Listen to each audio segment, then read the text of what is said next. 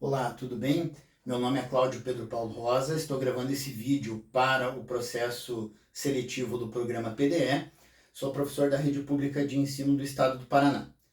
Sou professor de Geografia e o tema da minha aula é fontes de energia. Então, para facilitar o entendimento dessa temática, eu dividi em 4 pontos que eu considero principais para compreender o uso de fontes de energia.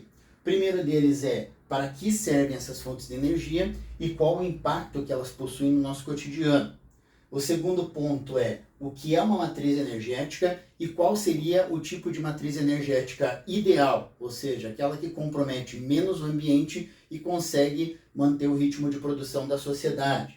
O terceiro ponto é uma classificação dos tipos de fonte de energia, conforme o seu uso, conforme o seu impacto ambiental e conforme a sua disponibilidade no meio ambiente. E o quarto ponto e último ponto para fechar a aula é o debate contemporâneo. Qual seria os questionamentos que a sociedade faz sobre o uso dessas fontes de energia na atualidade. Então vamos começar com o ponto inicial da aula, fontes de energia. Né? Então para que elas servem? Hoje em dia não existe nenhuma relação social e econômica que se realize sem o uso de fontes de energia. Vamos utilizar como exemplo a produção dos objetos que nós utilizamos em nosso cotidiano. Por exemplo, uma camiseta. Para você produzir uma camiseta, você vai precisar de máquinas para extrair a matéria-prima do ambiente e essas máquinas, sem energia, elas não conseguem realizar essa atividade. Uma máquina para produzir o tecido, né? Uma máquina para costurar as peças de tecido e unir formando a camiseta. Então, todos esses elementos que eu citei, eles são necessários para a produção de um objeto e nenhum deles funciona sem uma energia. Tá? Relações sociais, por exemplo, uma webconferência feita para uma empresa, por uma empresa. Essa webconferência ela vai precisar de equipamentos eletrônicos para realizar o contato entre diferentes pessoas por meio do computador. Esse computador não funciona sem energia. Uma televisão que vai transmitir informações, ela vai precisar de fontes de energia tanto para transmitir informação, quanto para que as pessoas tenham contato com o programa que está sendo apresentado. Então, a energia ela é muito utilizada tanto do ponto de vista econômico, quanto do ponto de vista cultural. Qual o impacto que elas têm? Então, existem 2 impactos que as fontes de energia causam no cotidiano. O primeiro delas é o impacto ambiental, né? A transformação que o ser humano realiza no meio ambiente, tanto para extrair as fontes de energia, quanto o impacto que os seres humanos realizam no ambiente ao produzir energia a partir das fontes de energia. Tá?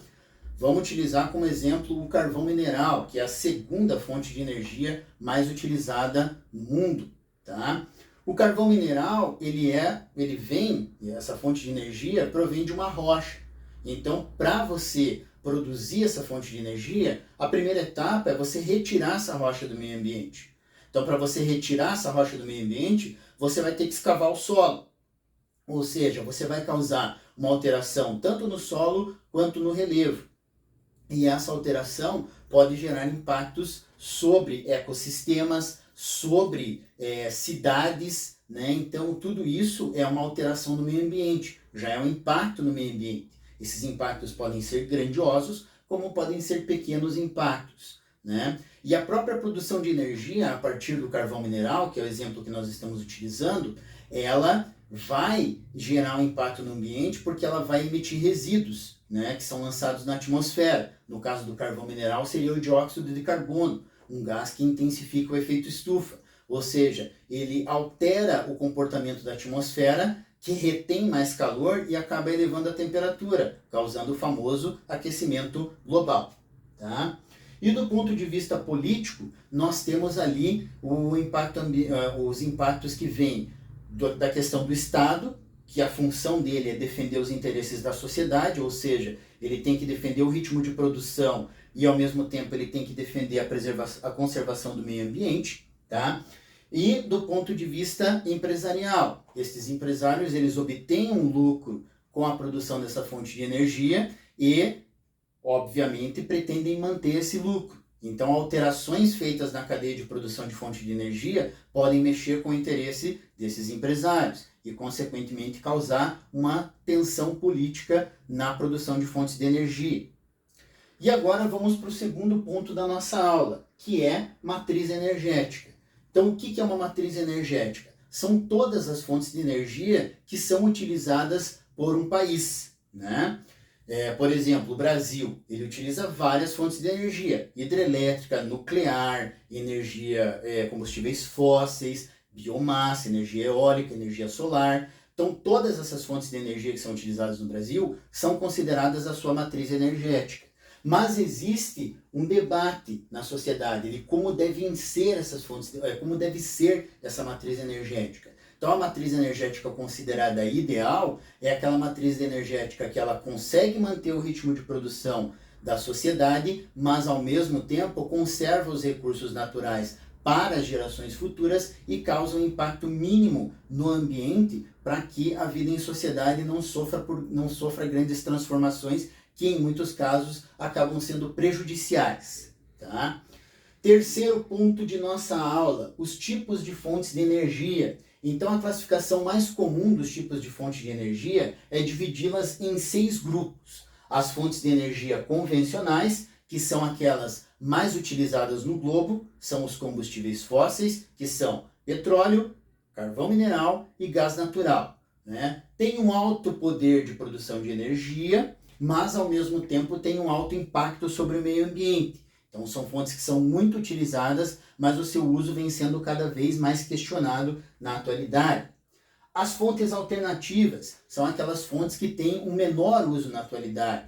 Né? Esse menor uso pode ser por uma questão financeira, um custo elevado, pode ser por uma questão técnica, baixo poder de geração ou de armazenamento dessa energia, e também pode ser por uma questão física. O ambiente daquele território não proporciona muitas dessas fontes de energia, então acabam sendo utilizados em uma quantia menor. Tá? O terceiro tipo de fontes de energia que a gente tem, o terceiro e quarto tipos de fontes de energia, eles estão ligados à causa ambiental, que são fontes de energia limpas e fontes de energias sujas. Né? Então, como nós vimos ali, as fontes de energia vão causar impactos no ambiente. Algumas delas causam pequenos impactos no meio ambiente, né? Ou seja, não produzem grandes transformações no ambiente que podem prejudicar a vida em sociedade. Vamos utilizar como exemplo a fonte de energia hidrelétrica, que é aquela que é mais utilizada no Brasil. Ela é uma fonte de energia limpa. Quando se produz energia a partir dela, ela não vai causar grandes transformações no ambiente. Os impactos que ela causa no ambiente são impactos que a gente chama de impactos locais. Ela causa uma alteração, mas apenas no local onde é construída a barragem para produzir energia hidrelétrica. Né? Alagamento de área, perda de área para agricultura, realocamento de populações locais. Então isso é um impacto local, mas em grande quantidade ou em grande expressão não causa grandes danos ao ambiente. Já as fontes sujas são o oposto, são fontes de energia que a partir da sua produção causam grandes impactos no ambiente, como por exemplo petróleo, que é a fonte de energia mais utilizada no mundo, mas a sua queima produz dióxido de carbono em grande quantidade. E o dióxido de carbono em grande quantidade na atmosfera, ele vai fazer com que ela retenha mais calor, intensificando o efeito estufa, e vai também intensificar o desgaste da camada de ozônio, né? Dificultando ali a filtragem dos raios solares que podem prejudicar mais a vida em sociedade. Os outros 2 grupos de fontes de energia que eu separei aqui são as fontes renováveis e não renováveis. As fontes renováveis são aquelas que são capazes de produzir novamente após o seu uso.